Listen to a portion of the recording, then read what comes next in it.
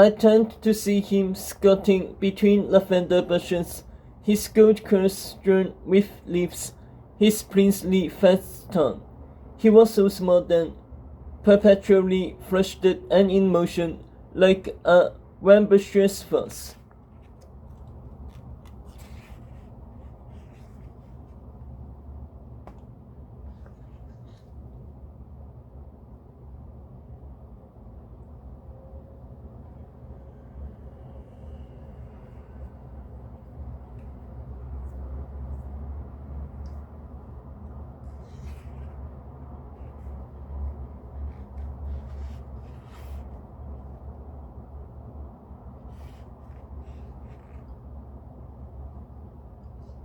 Merlin, it only took me 5 tries to get in. I did everything you taught me. I closed my eyes and thought about finding the portal, and then I focused on relaxing my brain and let my feet take me, and then I opened my eyes, and there it was. But I tried to jump in too fast as I took deep breaths, and that didn't work. But then I climbed it down, and poof, the forest opened it. And that's the first time I did it on my own, without you feeling sorry for me and letting me in. Only 5 times. Aren't you proud of me, Merlin? He suddenly screwed his eyes on me and cocked his head. You look very strange without a beard. Can you put this back?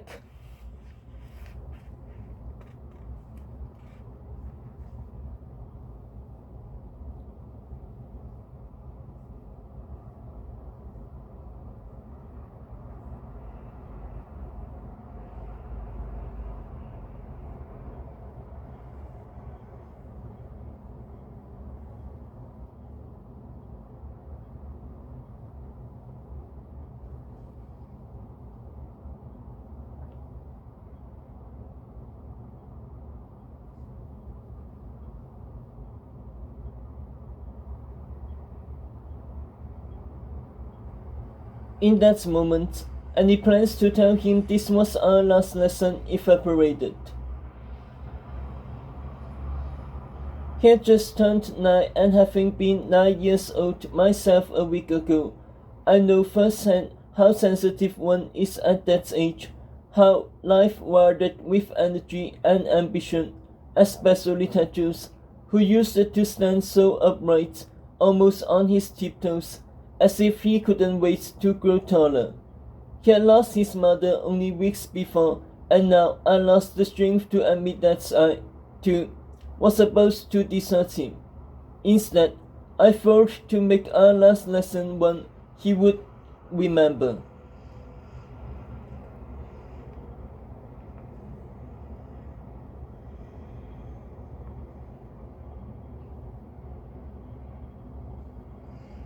Tell me, future king, I said, picking leaves out of his hair.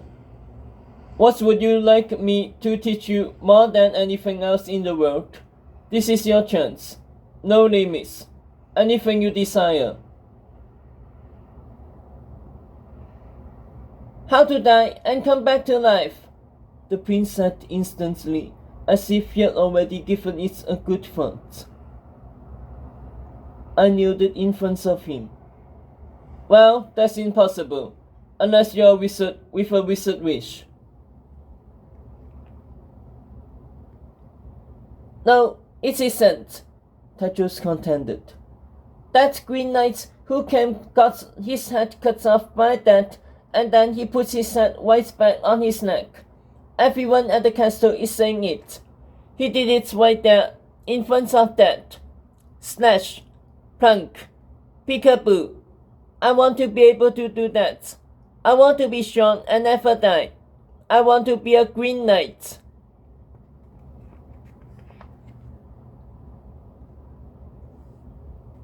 The Green Knight is that, I pointed out. Fine, then give me your wizard wish, because you just said you'll let me die and come back to life. I don't have it. Tattoos balled up his fist, his cheeks hot. Yes, that was I wanted you to teach me. No words, And now you're going back on it. He looked like he was supposed to cry.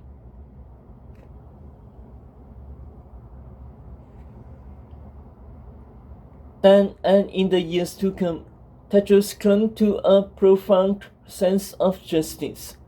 I looked into his quivering blue eyes and saw there'd been no reasoning with him. Of course, there wasn't any way to teach him to die and come back to life. Kay's immortality had been a unique curse, but perhaps if I could give the boy the feeling of death, so he would no longer see it as an enemy, he might let go of his wish altogether.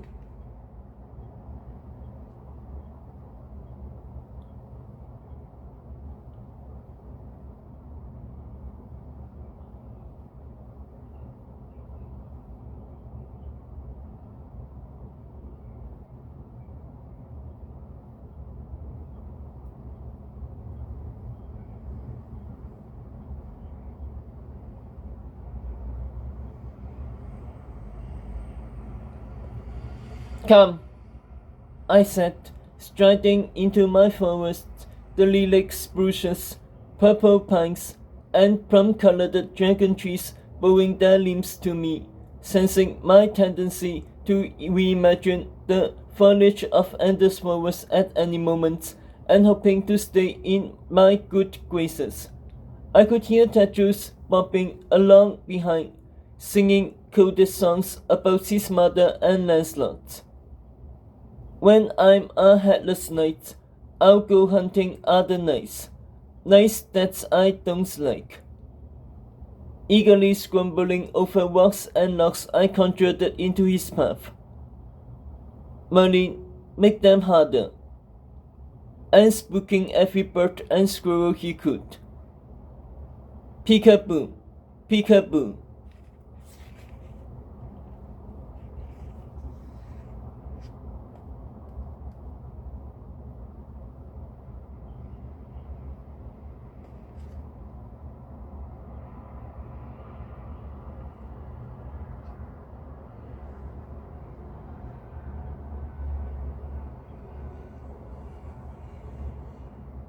In time, the forest opened up and we arrived at a mirrored pool, surrounded by neat purple grass and oasis in a field. Overhead the sky was clear, nothing beyond the pool except more amethyst lawns, none of Tedros' favorite squirrels or flowers or insects. The scenes conjured to induce zero distractions in the boy, so he could focus keenly on what we were about to do.